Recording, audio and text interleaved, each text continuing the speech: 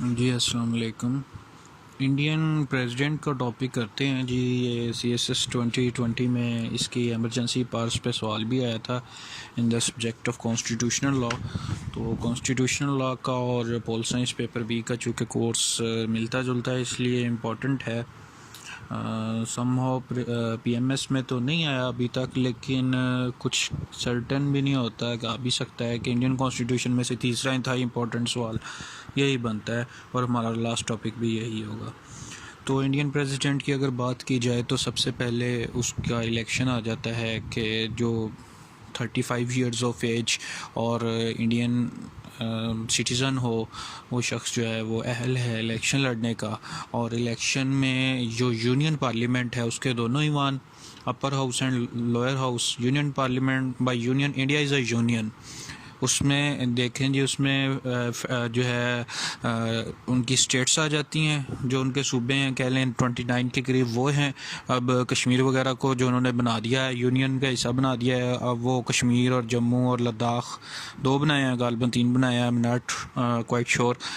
तो वो मिला के अब ज़्यादा हो गई होंगी। बाकी 7 उनकी जो है ना वो यूनियन टेरिटरीज थी, इसके अलावा स्टेट्स के अलावा पौंडीचेरी वगैरह, तो उनका भी जिक्र हम करेंगे। वो सारा तो इन सब की जो एक मुश्तरका, जिनको आप पार्लियामेंट, जैसे पाकिस्तान की पार्लियामेंट है इस्लामाबाद के अंदर, तो उनकी भी एक पार्लियामेंट है न्यू दिल्ली के अंदर। तो वो जो पार्लियामेंट है उसको यूनियन पार्लियामेंट कहा जाता है। तो वो उसके दोनों ईवान यानी राज्यसभा अपर हाउस और जो उसका ईवान ज़ेरी हैं यानी लोकसभा जिसको कहा जाता है वो, और बाकी जितनी भी स्टेट्स हैं उन तमाम स्टेट्स की जो स्टेट लेजिस्लेचर्स हैं, जो सूबाई असम्बलियाँ हैं, उनके लोअर हाउसेस, किसी स्टेट की लेजिस्लेचर 2 ईवानों पर मुश्तमिल है, किसी की यकरुक ईवानी है, तो वो स्टेट लेजिस्लेचर्स का जो ईवान ज़ेरी हैं, जो उनका लोअर हाउस है, वो ये सारे मिलकर एक इलेक्टोरल कॉलेज तश्कील देते हैं और वो जो है सदर का इंतखाब करते हैं। जो भी मुख्तलिफ पार्टीज़ नॉमिनेट करती हैं, जो सबसे ज़्यादा वोट ले लेता है वो सदर बन जाता है। 5 ईयर्स इसकी टर्म होती है और 2 दफ़ा मैक्सिमम 2 दफ़ा जो है वो प्रेसिडेंट चुना जा सकता है एक ही शख्स को। लाजमी नहीं है कि वो आगे पीछे एक ही बार चुना जाए, वो कुछ देर बाद भी हो सकता है, उसमें जो है वक्फा भी हो सकता है। अब हम इसकी इसको हटाने का जो तरीका है वो इम्पीचमेंट है। अमेरिकन प्रेसिडेंट की इम्पीचमेंट से मिलता जुलता तरीक़ाकार है। और पाकिस्तान का जो प्रेसिडेंट है वो भी ऐसे ही चुना जाता है। यानी दोनों आपकी थोड़ा सा मेरे साथ कंपैरेटिव स्टडी भी हो रही है कि पाकिस्तान के प्रेसिडेंट को भी दोनों ईवान, कौमी असम्बली और सेनेट और चारों सूबाई असम्बलियाँ मिलकर जो हैं वो वोट देती हैं और एक इलेक्टोरल कॉलेज तश्कील दिया जाता है और उससे प्रेसिडेंट का चुनाव होता है। तो सेम प्रोसीजर है।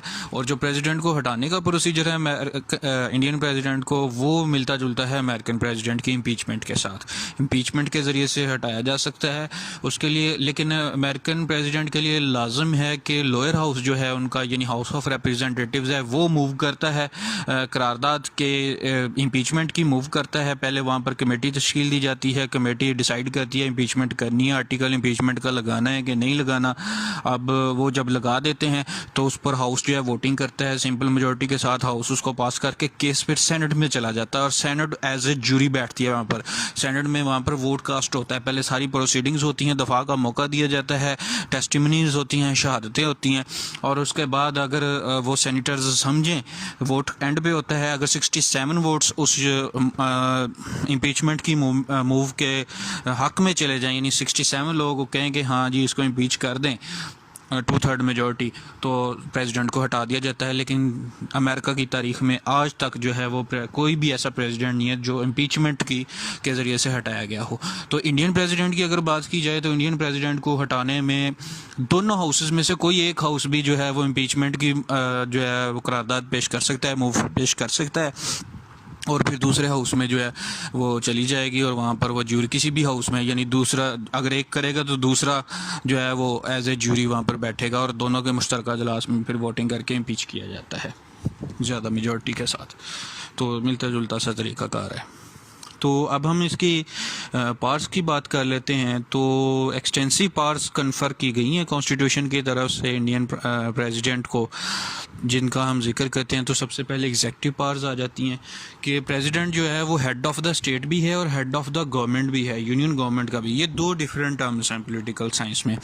आमतौर पर जो हेड ऑफ़ द स्टेट होता है वो आमतौर पर फेडरेशन की अलामत होता है, यूनिटी की अलामत होता है, और टिटुलर हेड होता है, यानी जस्ट कह लें कि एक कठपुतली होता है, उसके पास रियल में कोई पावर नहीं होती, जस्ट दिखाने का शो पीस होता है। और जो हेड ऑफ़ द गवर्नमेंट होता है वो चीफ एग्जेक्टिव होता है। तो यहाँ पर जो इंडियन प्रेसिडेंट है वो अमेरिकन प्रेसिडेंट की तरह दोनों ही इख्तियारात का मालिक है, यानी हेड ऑफ़ द स्टेट भी है, और यानी पूरी स्टेट को रिप्रेजेंट करता है, उसकी यूनिटी को रिप्रेजेंट करता है, और इसी तरह से वो चीफ एग्जेक्टिव भी है, यूनियन गवर्नमेंट का जो है वो हेड है।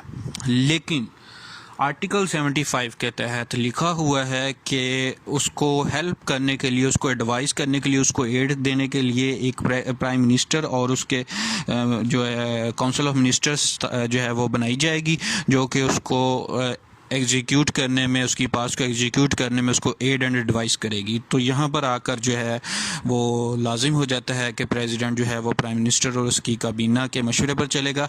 और 1976 में जो 42nd अमेंडमेंट हुई थी आइन के अंदर, उसमें तो बाकायदा तौर पर ये लिख दिया गया है, ये अल्फाज पहले नहीं थे, ये अल्फाज लिख दिए गए हैं कि इंडियन प्रेसिडेंट के लिए लाजिम है कि वो काबीना की एडवाइस जो है उसको इग्नोर नहीं कर सकता, और काबीना का हेड वज़ीर आज़म होता है। अच्छा, तो ये हो गया जी एग्जेक्टिव पावर्स। इसमें यह है कि वो सुप्रीम कमांडर हो, तो जितना भी एग्जेक्टिव एक्शन होता है वो इसके नाम से, यानी जो भी एग्जेक्टिव एक्शन होता है, जो ऑर्डर्स जारी होते हैं in the name of president जारी होते हैं, बेशक वो प्राइम मिनिस्टर की एडवाइस पर ही हैं। इसी तरह से सुप्रीम कमांडर है जी डिफेंस फोर्सेस का, defence forces of the union का तमाम जो चीफ्स लगाए जाते हैं, जॉइंट चीफ्स लगाए जाते हैं, वो प्रेसिडेंट लगाता है on the advice of prime minister. तो इसी तरह से कोई भी मिलिट्री एक्शन लेना हो, किसी भी डेंजर को एंटिसिपेट करके, तो वो भी जो है उसकी पावर भी इसके पास है, प्रेसिडेंट के पास है, लेकिन उसके लिए फर्दर अप्रूवल लेनी पड़ेगी पार्लियामेंट की। तो जितनी भी ऑल इम्पॉर्टेंट अपॉइंटमेंट्स हैं, जैसे गवर्नर्स हो गए स्टेट्स के, एम्बेसडर्स हो गए to foreign countries and other diplomatic representatives हो गए, चीफ जस्टिस हो गया, जजेस ऑफ द सुप्रीम कोर्ट हो गए एंड हाई कोर्ट्स हो गए, अटॉर्नी जनरल हो गए जी, chairman and member of the union public service commission हो गया, जैसे हमारे फेडरल पब्लिक सर्विस कमीशन है, वहाँ पर यूनियन पब्लिक सर्विस कमीशन है, UPSC। तो और इसी तरह दीगर कमीशंस जो हैं, वेरियस कमीशंस के मेंबर्स को अपॉइंट करना, लाइक इलेक्शन कमीशन हो गया, फाइनेंस कमीशन हो गया, ये उनकी अपॉइंटमेंट भी प्रेसिडेंट ही करता है। इसी तरह से प्राइम मिनिस्टर की अपॉइंटमेंट भी प्रेसिडेंट करता है, लेकिन उसके लिए हम पीछे कर चुके हैं सवाल कि किस तरह से जो मेजॉरिटी लीडर होना ज़रूरी है लोकसभा के अंदर। और फिर प्राइम मिनिस्टर की एडवाइस पर उसकी काबीना के दीगर मेंबर्स जो हैं वो भी लगाए जाते हैं। तो एक अमेंडमेंट के तहत जो है जो कि 1956 में हुई थी कॉन्स्टिट्यूशन में, उसके तहत यूनियन टेरिटरीज़ जितनी भी हैं, जो मैंने पौंडीचेरी वगैरह की बात की थी, 7 है गालबन, उनको एडमिनिस्टर करना ऑफिसर्स के ज़रिए से, ये भी प्रेसिडेंट का इख्तियार है। प्रेसिडेंट चाहे तो ऐसी किसी भी टेरिटरी के अंदर जो है वो अपना काउंसिल ऑफ एडवाइज़र्स जो है लेफ्टिनेंट गवर्नर की मावनत के लिए अपॉइंट कर सकता है, बना सकता है। और ये जो एडवाइज़री काउंसिल होगी ये पार्टली इलेक्टेड भी हो सकती है और पार्टली नॉमिनेटेड भी हो सकती है, यानी चाहे वो नामजद करदा हो, कुछ लोग नामजद करदा हो सकते हैं, कुछ लोग जो है मुंतखबशुदा भी हो सकते हैं। और इसी तरह से अगर स्टेट्स के दरमियान कोई मसला राइज़ करता है different states of the Indian union के दरमियान, तो उस डिस्प्यूट को सॉल्व करने के लिए भी इंटर स्टेट काउंसिल को अपॉइंट करना प्रेसिडेंट की जिम्मेदारी है।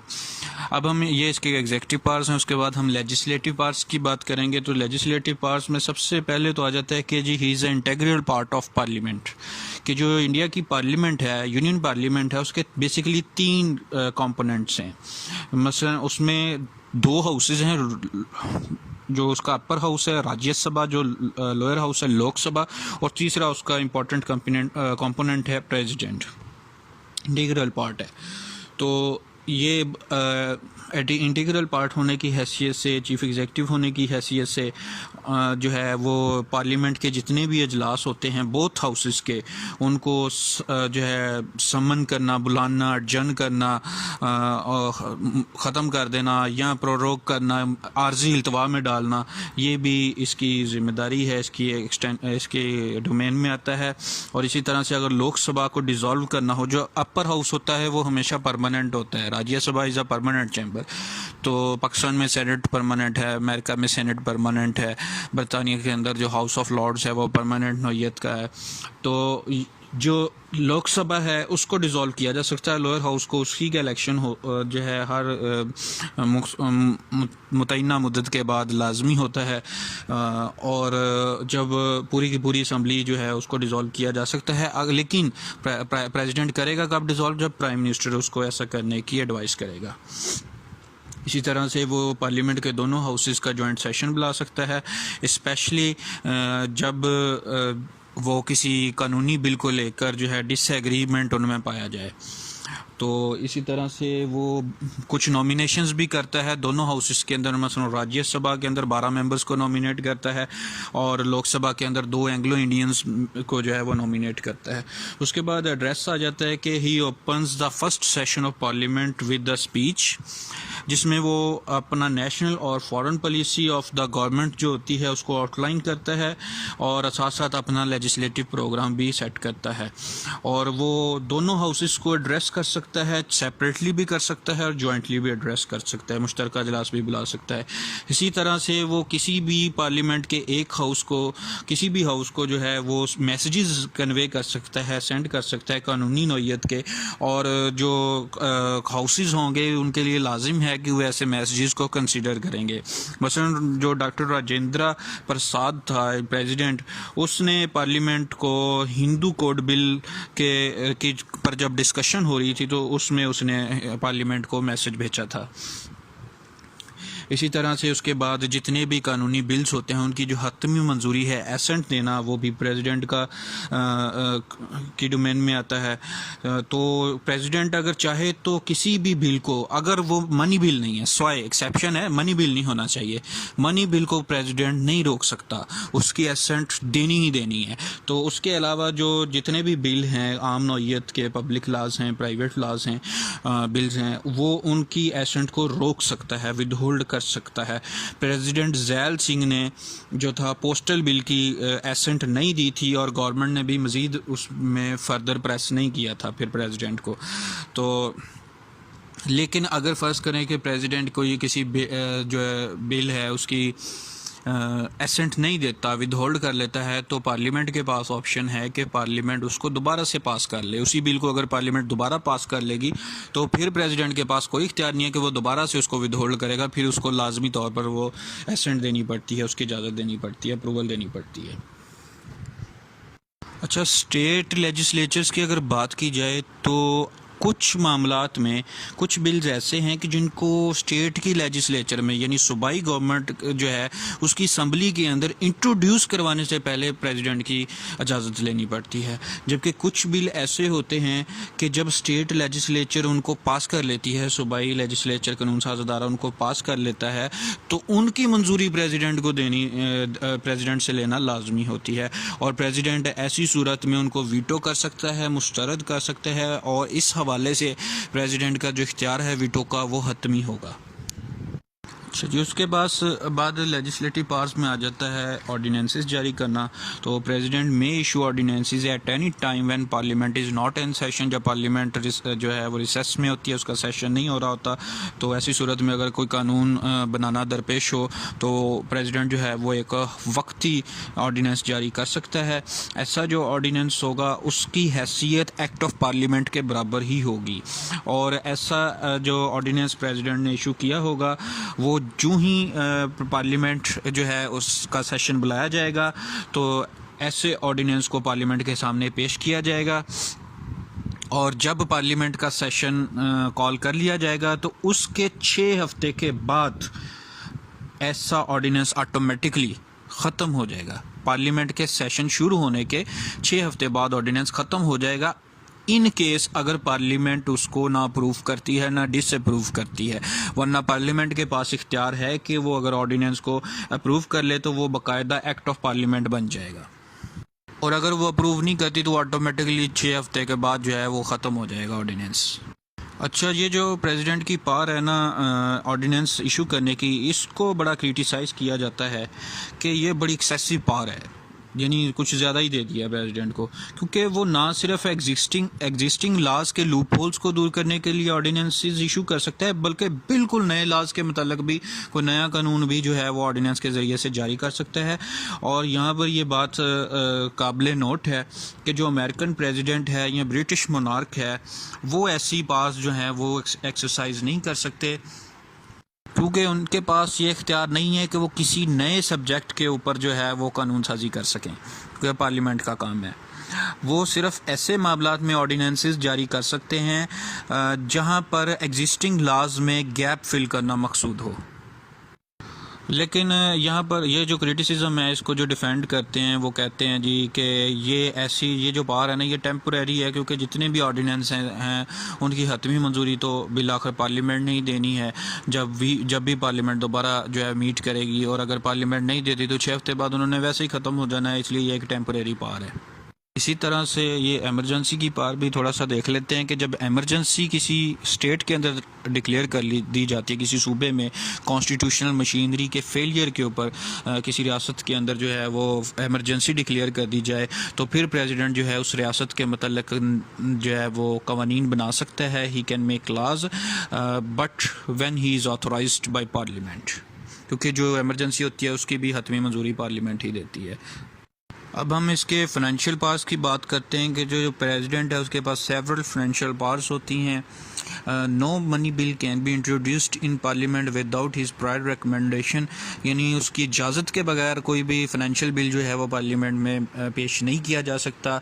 इसी तरह से जितनी भी ऑल इनकम टैक्स रेसीट्स होती हैं जिनको डिस्ट्रीब्यूट करने के लिए, जिनका शेयर डिस्ट्रीब्यूट करना होता है between centre and the states, और इसी तरह वो ये इख्तियार भी इस प्रेसिडेंट के पास है। और इसी तरह से प्रेसिडेंट के पास इख्तियार है कि वो आसाम, वेस्ट बंगाल, बिहार और उड़ीसा की रियासत को भी टैक्स रिसीट्स जो हैं उनसे जितनी भी मनी कलेक्ट होती है, जो टैक्स कलेक्शन है, वो एलोकेट करे। और इसी तरह से वो इन रियासतों को जो है वो ग्रांट भी दे सकता है, अमदादी पैकेज भी दे सकता है, ग्रांट्स इन एड दे सकता है, क्योंकि because of their share in export duty on jute की फसल के ऊपर जो एक्सपोर्ट ड्यूटी है उसको एक तरह से कंपनसेट करने के लिए उनको ग्रांट्स इन एड भी दे सकता है प्रेसिडेंट। ये इसके फाइनेंशियल पावर्स में आ जाता है। इसी तरह से प्रेसिडेंट जो है वो स्टेट्स को जो है जो टैक्सेस कलेक्ट होते हैं अदर देन रिसीट्स, उनका शेयर देने के लिए भी कोई फाइनेंस कमीशन जो है वो अपॉइंट कर सकता है। और president is empowered to create a contingency fund भी जो है वो प्रेसिडेंट अपॉइंट कर सकता है after subject to the subsequent sanction of parliament. लेकिन ये जो कंटीजेंसी फ़ंड होगा उसका मेन मकसद क्या होता है कि ऐसे अखराजात जो बाहर नज़र नहीं आ रहे एकदम से हो जाएं, उनको पूरा करने के लिए कंटीजेंसी फ़ंड जो है वो इतफाक़ी फ़ंड कह लें, उसके नाम से फ़ंड जो है एलोकेट कर सकता है पैसे प्रेसिडेंट। लेकिन ये एट द एंड जो है पार्लियामेंट की अप्रूवल इसके लिए लाजमी है, पार्लियामेंट सेक्शन करेगी तो फिर वो ऐसे इक़दाम कर सकता है। उसके बाद हम बात करते हैं जुडिशल पावर्स की। तो प्रेसिडेंट के पास ये पावर है कि वो किसी भी मुजरिम को जो है वो ही कैन ग्रांट पार्डन, रेप्रीव और remission of punishment in the same way particularly in all cases involving punishment with death. ख़ास तौर पर जो मौत की सज़ा है उसको उस हवाले से वो पार्डन भी दे सकते हैं, रेप्रीव भी और रिमिशन ऑफ पनिशमेंट भी कर सकता है।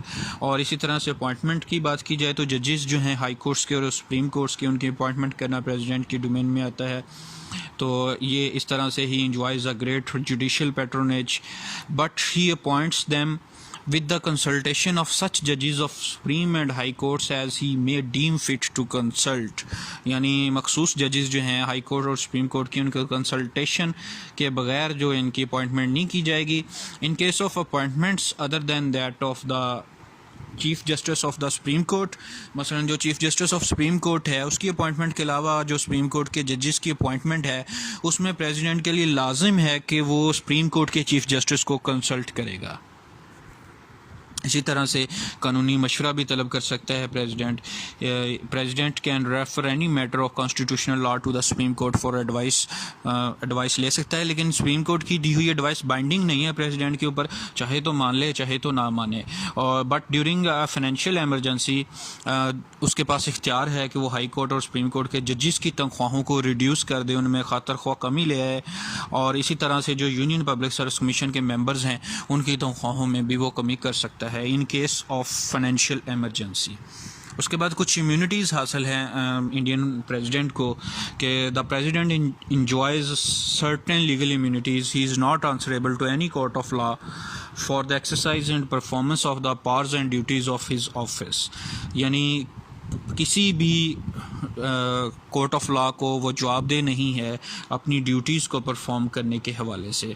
इसी तरह से प्रेसिडेंट के ऊपर जब तक वो उसकी टर्म जो है एक्सपायर नहीं हो जाती, during his term of his office no criminal action can be taken against him, उसके खिलाफ कोई जो फौजदारी कानून जो है वो फौजदारी कार्रवाई नहीं हो सकती। उसके बाद प्रेसिडेंट की एमरजेंसी पावर्स हैं वो हम इंतहाई मुख्तसरन बयान करेंगे। अगर सवाल सिर्फ आ जाता है इंडियन प्रेसिडेंट की पावर्स बयान करें तो उसमें 3 तरह की एमरजेंसी बेसिकली होती है। इंडिया के अंदर लगाने का इख्तियार हासिल है प्रेसिडेंट को और उसमें वाइड पास दी गई हैं प्रेसिडेंट को। तो कॉन्स्टिट्यूशन जो है वो 3 काइंड ऑफ एमरजेंसीज एनविसेज करता है। मसलन सबसे पहली आ जाती है नेशनल एमरजेंसी। नेशनल एमरजेंसी कौन सी है जी? Emergency arising out of war, external aggression और आर्म्ड रेबिलियन।